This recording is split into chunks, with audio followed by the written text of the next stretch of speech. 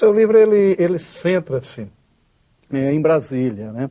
Embora mesmo o conto de abertura, o Sinhá, que tem um clima mais romântico, digamos assim, no sentido literário, né? Não no sentido comportamental, digamos assim. Mesmo ele tem suas passagens por Brasília. Só que você busca aí uma outra cidade, uma outra dimensão de cidade, né? Não a Brasília convencionalmente difundida pela mídia, né? Quer dizer, como é essa Brasília que surge no seu livro? Pois começando pelo conto Sinhá, que você mesmo colocou que é um conto romântico, a ideia dele é um conto árcade, né? E a ideia do arcadismo, por mais que ele pareça ser um romance, que às vezes fuja, na verdade, ele é um conto, né? Ele realmente é caracterizado como conto. E por mais que ele fuja geralmente dos conceitos que os outros contos e crônicas passam, porque ele é muito mais romântico, muito mais ameno, a ideia dele é outra, é algo que está subjacente, é uma ideia arcade, ou seja, é o fugere urbem. Eu vou fugir da cidade, eu vou fugir dos problemas, né? É uma denúncia meio que velada ao que existe na Brasília, de onde os personagens fogem, né? Então, a ideia dessa Brasília não é simplesmente porque eu denuncio a Brasília que todo mundo olha, que é a Brasília dos políticos, que é a Brasília que todo mundo olha é uma Brasília bonita, maravilhosa, né, esteticamente muito bem feita, por mais que fale, os prédios são tão bonitos, mas é um estilo Bauhaus, é a preocupação que foi feita na criação de Brasília. Mas existe ali nessa mesma Brasília uma realidade subjacente, que é a dos passeios que são feitos ali nas entrequadras, né, a preocupação do cidadão que é andarilho, que gosta de passear e não tem por onde caminhar. É a preocupação com vigia de carro, né? Aquele cara que chega e toma conta ali do seu carro, e você tem aquela preocupação de o carro é seu, você não pode nem decidir onde estacionar, porque o estacionamento é público, e aquele cara vem cobrar irregularmente, e você se sente na obrigação de pagar, porque senão ele vai riscar o seu carro. Então, na verdade, você está pagando para aquele cara não riscar o seu carro. Então, eu ando pelos mesmos lugares que a Brasília divulgada passa, só que eu olho no microcosmo. Eu não olho simplesmente para os prédios, para a arquitetura, para Oscar Niemeyer, para Lúcio Costa, para a urbanização. Eu olho, na verdade, para as pessoas, né? Então, o objetivo desse livro é olhar para as pessoas, para o comportamento. Então, eu acho que a grande distinção dessa Brasília que todo mundo conhece, da Brasília que eu quero mostrar nesse livro, é falar, olha, Brasília não são só prédios. Brasília não são as superquadras.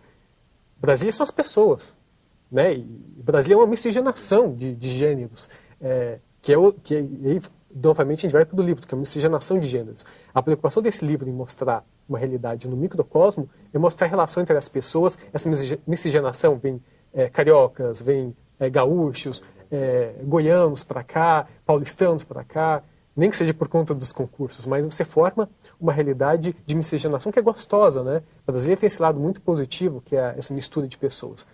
E ao mostrar essa realidade, o lado positivo e o lado negativo, eu estou tentando, na verdade, humanizar a Brasília, que é uma coisa que as pessoas não costumam ver.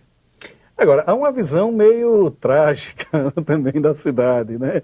Quer dizer, a falta de funcionalidade da arquitetura, o próprio contexto urbano, que acaba com uma certa possibilidade anárquica das outras cidades, mesmo nas cidades satélites, há um certo engessamento. Eu estou falando, assim, das denúncias que você está fazendo no seu livro, né?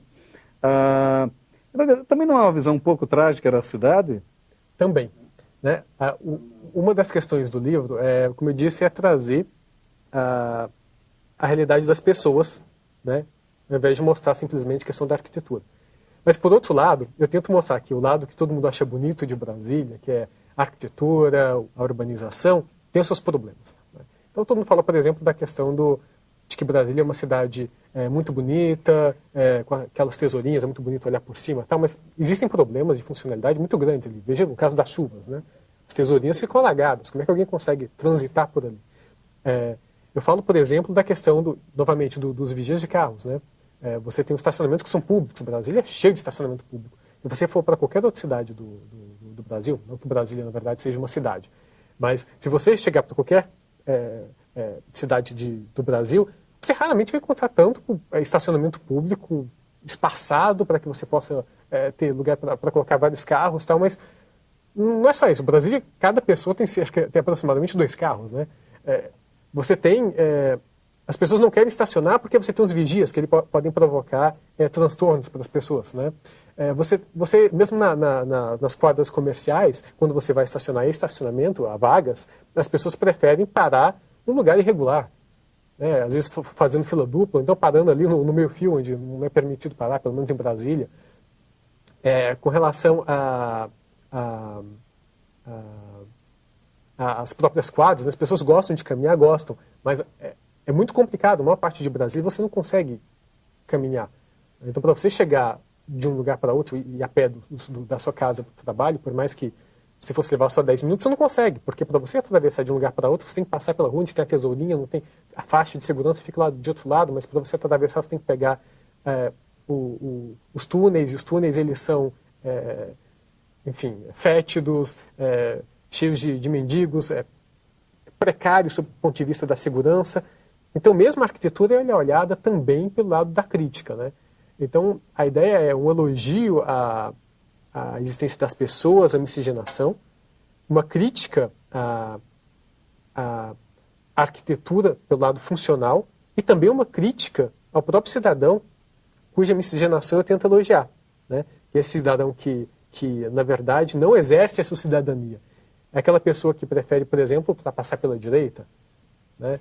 Agora, a gente está falando muito aqui da questão urbanística e há uma coisa, pelo menos uma observação que eu fiz na leitura do livro, que embora a cidade que você descreva seja uma cidade solar, uma cidade ampla e tal, há uma contradição isso com o cidadão que vive aqui, né? Pelo menos o cidadão que você descreve, que normalmente é um cidadão fechado, um cidadão... seus personagens são isso, né? Meio fechado, meio angustiado, a coisa do medo, enfim. Né? Quer dizer, não há uma contradição entre essa cidade e esse cidadão? Pois é, então, do ponto de vista do cidadão, eu tenho personagens que são muitas vezes frustrados, mas não especificamente por conta da própria de Brasília, mas é por conta da realidade que a gente vive hoje. Né? Esse mal do século, a pressão que existe sobre o seu funcionamento no trabalho, a pressão que existe para que você, muito jovem, tenha alcançado muito sucesso, e que se reflete, na verdade, na nossa juventude. Né? Uma das críticas do livro é, inclusive, com relação à juventude emo, que é um pessoal muito triste. Por outro lado, a juventude que gosta de depredar, que gosta de atear fogo, né, nas pessoas, esse tipo de diversão, que é uma diversão vazia. Né? E isso, na verdade, não é uma crítica a Brasília, porque Brasília é utilizado como centro da narrativa porque é aquela ideia do regionalismo, do modernismo. Né? Eu vou narrar a realidade onde eu vivo, mas o objetivo do livro é universalizar essa realidade também. Então, essa realidade triste das pessoas, que é hoje não terem liberdade para tentarem ser o que querem ser, né? Desde muito cedo as meninas terem de se pintar, de se portarem como mulheres, se vestirem como mulheres, de os meninos desde muito cedo terem de mostrar questões da sua sexualidade. Toda essa questão de mostrar força, de ser homem quando ainda é criança, de ser mulher quando ainda é menina, tudo isso é criticado no livro, mas isso é criticado não por Brasília, isso é criticado porque é a realidade do nosso mundo, não só do Brasil, mas do mundo mesmo, é o mal do século. A cidade como reflexo desse mundo, né? Isso. Certo? Bom, Roberto, obrigado por sua participação aqui no Leituras. A gente conversou com Roberto Taufik, escritor do Saca-Rolhas. Roberto, obrigado por sua participação aqui no Leituras. Maurício.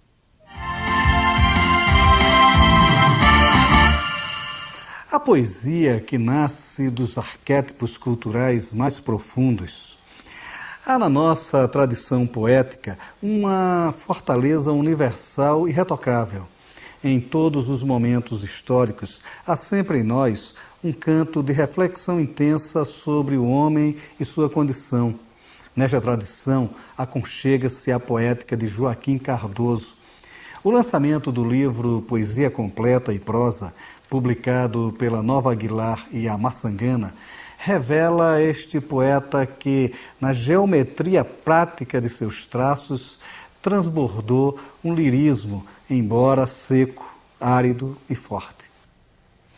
Joaquim Cardoso, pernambucano, inicia sua obra falando dos casarões, becos e pontes do Recife e de Olinda. E mesmo nesta poética de cores intimistas e restritas, cria inovações e acentua preocupações transcendentais.